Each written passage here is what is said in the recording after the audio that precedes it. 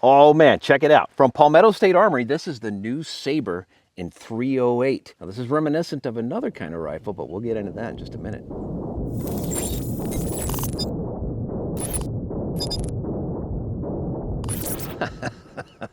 Hey everyone, make sure you hit the like and subscribe button. Let YouTube know that you dig our content. In exchange, I'll show you what I've been looking at. Here's a cringy gun meme. Hey, the water's nice. You guys should really come out here. Oh boy, everyone, we've got the Palmetto State Armory Sabre 308. Now this rifle is pretty cool, and there are some distinct features about it that make it reminiscent of something else. We're gonna get into that in just a second, but first, an overview. So this is an AR-10. It's a 308 rifle with the AR-10 features that you traditionally see, but some of the interesting things are the fact that we've got this A1 stock in the back here. This is an old-fashioned stock. We've got the aluminum 20-round mag, and then of course, look at this, 12.5 inches of cheese grater up front. We've got the old quad rail, and that's because this is reminiscent of the Knight's Armament M110. They were going for something that looks like that, but obviously is a lot more affordable, and it's pretty cool. We've had some good experiences with it out on the range today, and we're gonna jump right into the ergonomics now. You've got a rifle length buffer tube in here. There's no padding. There's no padding back here. This is a plastic butt plate. As far as comb height, you're gonna have some challenges depending upon the optic that you run with this thing, because you don't really have an option here unless you build this up yourself. You got a US palm grip here that's very comfortable, good kind of almost straight down grip angle. And your controls are gonna be ambi. You've got a fire selector on both sides. The bolt release and catch is on the left side. And also similar to the Knight's Armament, you've got the bolt release, not a catch, but a bolt release on the right side. And of course, your mag release is only on the right-hand side. Moving forward, again, we mentioned the 20-round magazine. You actually get 3 of these with this kit, so that's pretty cool. PSA was kind enough to put these grip panels. You've got plenty of room here to move up and down depending on your length of your arms.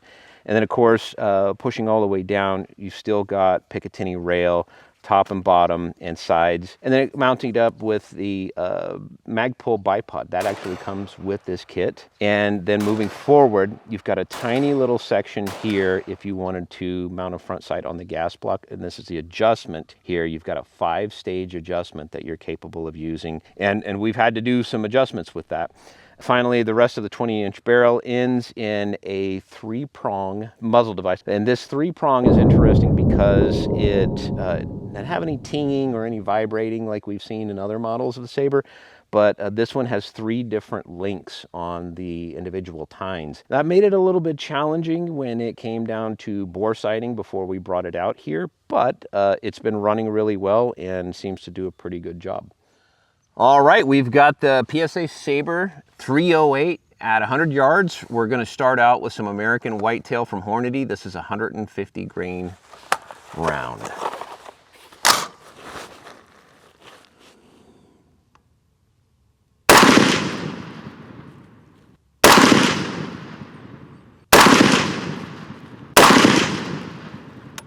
Oh, issue.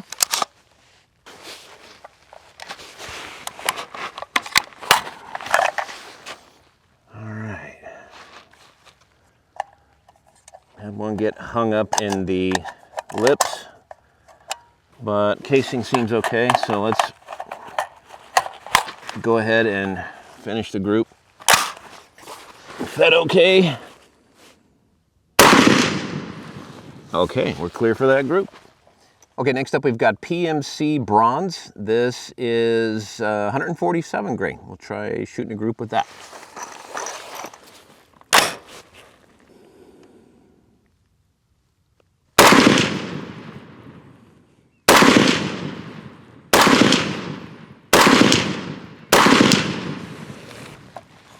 All right, those spread out a little bit. I saw one south. All right, next up we're going to use Hornady Black, and this is 168 grain.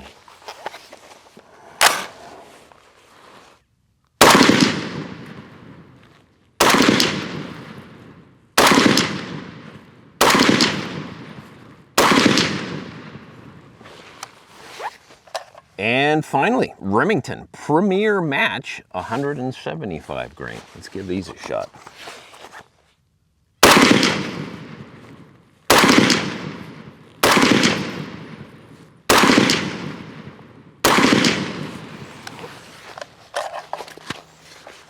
Oh man, I'm excited to check those out. Okay, so final results here. We're looking at first the Hornady Whitetail. And again, keeping in mind that I'm only using an 8 by optic. So my magnification max power is 8, and that's the primary arms PLX 1:8, which is a great optic, but it might be a little underpowered for what I was trying to accomplish here today. But starting out with the American Whitetail, you're looking roughly 2 inches there. Then we moved to the bronze for this next one, and that was a little bit lighter round, but man, the spread was, and some even off target, off paper here, that was probably, you know, looking like 4 or 5 inches there. And then moving back up, we went to Hornady Black, and I had a pretty good line here that would have been about 2 inches, but then I dropped one. And then finally moving over to the Remington Match, this is a pretty good group, but again, around under 2 inches. So averaging, you know, around 2 MOA. I would omit that PMC bronze for anything other than practice. So decent ammo, and I suspect probably even better if I put a higher powered optic on there.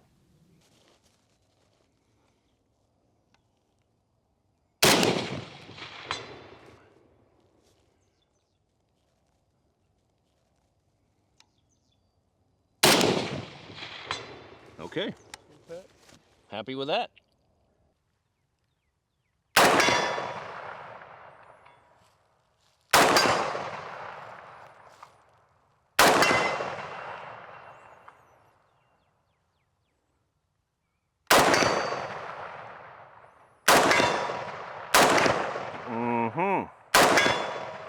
Not the most stable. Let's try to do something here.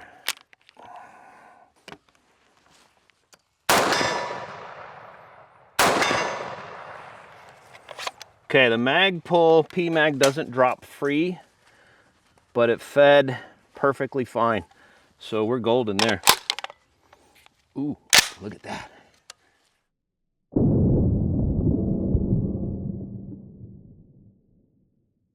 All right, so let's talk about the trigger. Palmetto State Armory included a 2-stage, and I'm actually really happy with it. You've got a little bit of a build, this space right here, that's all you have to travel before you get to that wall. And then we'll go ahead and break the shot. Let's see, reset right there. We're gonna try it one more time. Build to the wall, break the shot. And now reset. Very positive. You can definitely feel it and hear it. And it's a good trigger.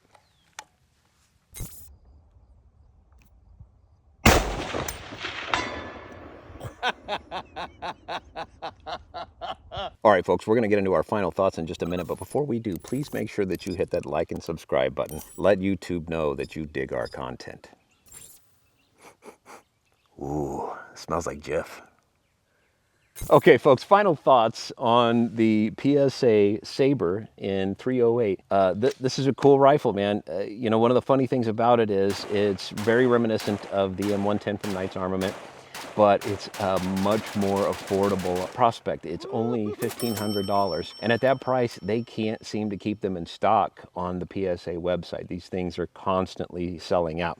Now, I love the peanut butter aesthetic. You know, that's also reminiscent. You've got the A1 stock, the grip in the magazine. Everything is nice FDE. The only issue that we had was occasionally with last round hold open on the gas system. Now, we would adjust that, and depending on where we were with rounds, sometimes we wouldn't get that last round hold open. But other than that, it was pretty good.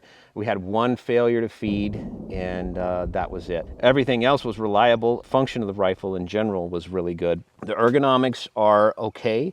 The grip is good. I like that. The A1 stock is going to be a little bit limited, but that's to be expected. It's an A1.